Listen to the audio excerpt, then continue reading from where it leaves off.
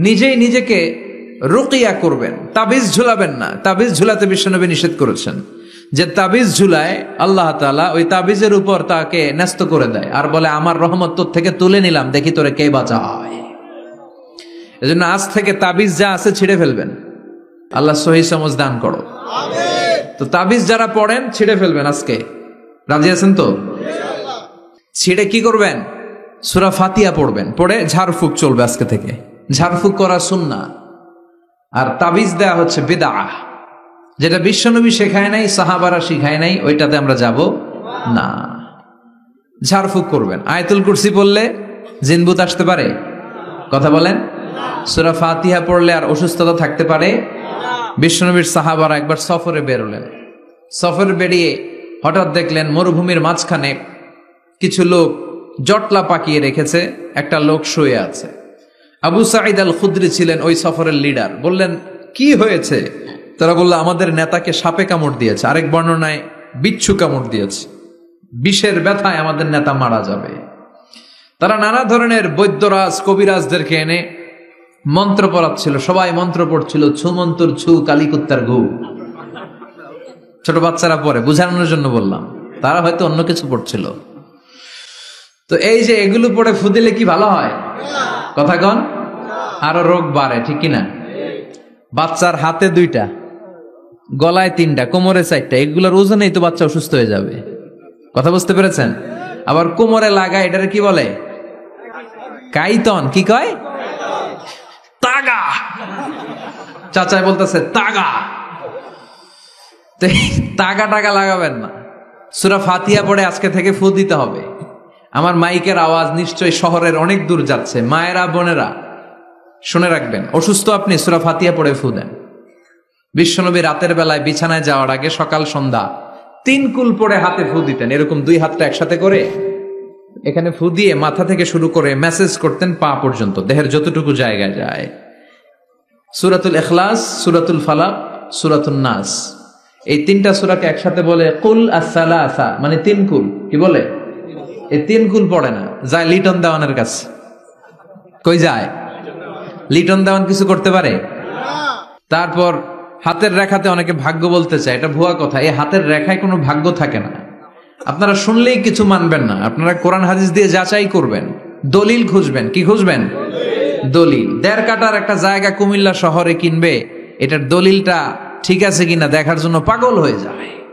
নিজে বুঝে না, আরেকজনের কাছে যায় যে পাক্কা বুঝে, দেখেন দলিলটা ঠিক আছে কিনা। তো 1.5 কাঠা জায়গার দলিল ঠিক আছে কিনা পাগল হয়ে গেলেন। যেই জান্নাতের দাম গোটা দুনিয়াটারে 10,000 বার বিক্রি করলেও জান্নাতের একটা চেয়ারের দাম হবে না, ঠিক কিনা? তো ওই জান্নাত আপনি পাবেন যেই আমল করে, ওই আমলের দলিল লাগবে না? কথা বলেন। তবে বিনয়ের সাথে, কারো কাছে যখন দলিল চাবেন বিনয়ের সাথে আগে বুঝে নিবেন কার সাথে কথা বলতেছেন। You have to know who you are talking with, you don't know who you are dealing with. অনেকে জানে না কার সাথে কেমন করে কথা বলতে হয়। এজন্য আমি বলি যে জাননেওয়ালার উপরও জাননেওয়ালা আছে, তোমার অনেক পড়তে হবে, অনেক জানতে হবে, তাহলে তুমি সব বুঝবা, ঠিক কিনা? তো আমরা ঝাড়ফুঁক করব। আবু সাঈদ খুদরি বলল এই ছুমন্তর সু কালিকুত্তার ঘু, এটাতে কিছু হবে না। আমার কাছে এমন জিনিস আছে, এটা দিয়ে ফু দিলে ভালো করে দেয় কে? সবাই বলল তাহলে আমাদের নেতাকে ভালো করো। আবু সাঈদ খুদরি বলল তাহলে আমার ছাগল দিতে হবে, 1 পাল ছাগল। ওরা রাজি হলো। সবাইকে সরিয়ে উনি বসলেন। এই জীবনে প্রথম উনি রুকিয়া করেছেন। সূরা ফাতিহা পড়ে একবার ফু দিলেন, চোখ বন্ধ ছিল, সর্দারের চোখ খুলে ফেলেছে। আবার ফু দিলেন, এবার বসে গেছে, আবার ফু, হাঁটতে শুরু করছে, পুরা সুস্থ। সুবহানাল্লাহ পড়েন। 1 পাল ছাগল পেলেন, পথিমধ্যে একটা ছাগল জবাই করেও খেলেন। এরপর বিশ্বনবীর কাছে এসে মাসালাটা রিচেক করে নিলেন, ক্রস চেক, ডাবল চেক। আপনারা এখন ইউটিউবের সময় না, যে কোনো জিনিস সার্চ দিলেই সব পাওয়া যায়, আপনি জানতে পারবেন। তো একটা বিষয়ের উপর অনেকগুলো আলেমের বক্তব্য শুনবেন, ফলে ওভারঅল একটা ধারণা আপনি পেয়ে যাবেন। বুঝতে পেরেছেন? বিতিরের সালাত কয় রাকাত, অনেক মন্তব্য আছে, অনেক মতামত আছে। আপনি 5 জন স্কলারের কথা শুনেন, মোটামুটি একটা আন্দাজ পেয়ে যাবেন যে এটাই হয়তো হকের কাছাকাছি। গোড়ামি করা যাবে? ইসলামে গোড়ামি নাই। ইসলামের সৌন্দর্য হচ্ছে আত-তাইসির, simplicity is the beauty of Islam. সহজীকরণ হচ্ছে ইসলামের সৌন্দর্য। বিশ্বনবীকে যে কোনো অপশন দিলে সবচেয়ে সহজ অপশনটা নিতেন। সুবহানাল্লাহ পড়েন। বিশ্বনবীর কাছে এসে বললেন, ইয়া রাসূলুল্লাহ, সূরা ফাতিহা দিয়ে ঝাড়ফুঁক করে এক বর্ণনায় 100টা, আরেক বর্ণনায় 30টা ছাগল আমরা পেয়েছি। পথিমধ্যে একটা ছাগল জবাই করে আমরা খেয়েছি। এই যে কোরআন দিয়ে ফু দিয়ে আমরা ছাগল আনলাম, খাইলাম, এই ছাগল নেয়াটা জায়েজ হয়েছে কিনা বলেন। মাসালা ক্রস চেক করতে আসছে, ডবল চেক, দেখে বিশ্বনবী কি বলে।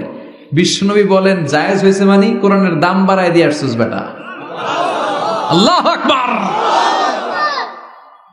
কোরআনের দাম তোমরা বাড়িয়ে দিয়ে এসেছো। 30টা বা 100টা ছাগল যাই পাইছো তোমরা, ভাগ বটোয়ারার পরে 2-1টা থাকলে আমারও দিও। তো এটাকে বলে সূরাতুশ শিফা। কোরআনের ভেতরে শিফা দিয়েছে কে? ওয়া নুনাজ্জিলু মিনাল কুরআনি মা হুয়া শিফাউন ওয়া রাহমাতুল লিল মুমিনিন ওয়া লা ইয়াজিদুল যালিমিনা ইল্লা খাসারা। এই কোরআনের মধ্যে আমি শিফা দিয়েছি, রহমত দিয়েছি, বরকত দিয়েছি। মুমিনদের জন্য কোরআনকে শিফা বানিয়েছে কে? সূরাতুশ শিফা মনে থাকবে? এই যে পীর সাহেব হুজুরের কাছে যে আসেন ফু দেওয়ার জন্য, যে হুজুর ফু দেন, হুজুর কি পড়ে ফু দেয় জানেন? আজকে গোমর ফাঁস করে দিয়ে যায় হুজুরের, সূরাতুল ফাতিহা পড়ে ফু দেয়। হুজুরের কাছেও আইসেন, আপনারাও ফু দিয়েন, নিজেরাও দিবেন। সবসময় যে হুজুরের কাছ থেকে নিতে হবে তা না, আব্বা আম্মার কাছ থেকে নিবেন। 2 গ্লাসে পানি, পৃথিবীর সবগুলা পীর সাহেবরে বললাম হুজুর এই গ্লাসে একটু ফু দেন, হুজুর আমার ফু দিয়ে দিল। আমার আব্বা উনি আরেক গ্লাসের পানির মধ্যে ফু দিয়ে দিল। মুহূর্তের মধ্যে আমার আব্বার ফুটা কাজে লেগে যাবে। গোটা পৃথিবীর পীর সাহেব একদিকে, বাবা মার দোয়া আর ফু আরেক দিকে, ঠিক কি না? তো এই জন্য সূরাতুল ফাতিহার এক নাম হচ্ছে সূরাতুশ শিফা। কি নাম? সূরাতুশ শিফা। আবার এই সূরার আরেক নাম হচ্ছে সাবউল মাসানি, নিত্য পাঠনীয় সপ্তবাক্য। নিত্য পাঠনীয় সপ্তবাক্য, যেই সূরাটা প্রতিদিন পড়া হয়। রব্বুল আলামিন বলেন, ওয়ালাকাদ আতাইনাকা সাবআম মিনাল মাসানি ওয়াল কুরআনাল আযীম। ও নবী, আমি আপনাকে নিত্য পাঠনীয় 7টা বাক্য দান করেছি, সাথে সাথে কোরআনে আজিম দান করেছি। সুবহানাল্লাহ। নিত্য পাঠনীয় 7টা বাক্য, এমন 7টা বাক্য এই সূরাতুল ফাতিহা, যে 7টা বাক্য সব সময় পড়তে হয়। যারা প্রতিদিন নামাজ পড়ে, শুধু ফরজ নামাজ পড়ে, তার 17 বার পড়তে হয় এই সূরাটা। সুবহানাল্লাহ মাহফিলের পরে।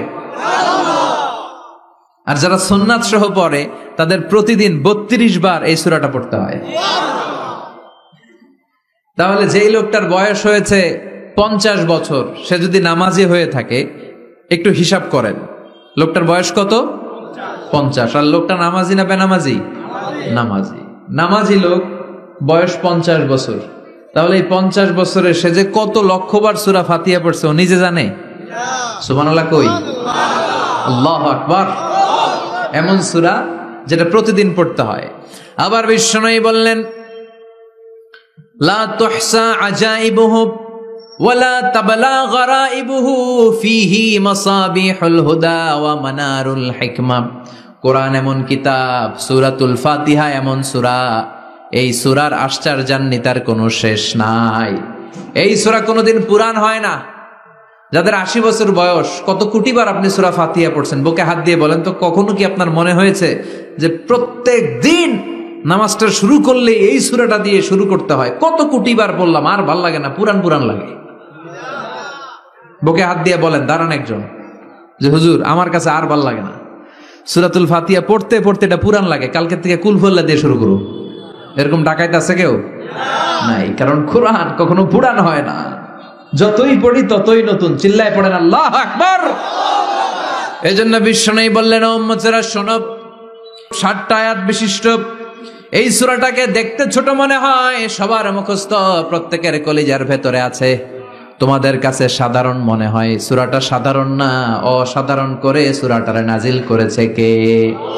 পড়েন সবাই, আউযু বিল্লাহি মিনাশ শাইতানির রাজীম। বিসমিল্লাহির রহমানির রহিম। আলহামদুলিল্লাহি রাব্বিল আলামিন। আর-রহমানির রহিম মালিকি ইয়াউমিদ্দিন ইয়্যাকা না'বুদু ওয়া ইয়্যাকা নাস্তাঈন اهدنا الصراط المستقيم صراط الذين أنعمت عليهم غير المغضوب عليهم ولا الضالين চিল্লায় পড়েন আমিন আর জোরে আমিন।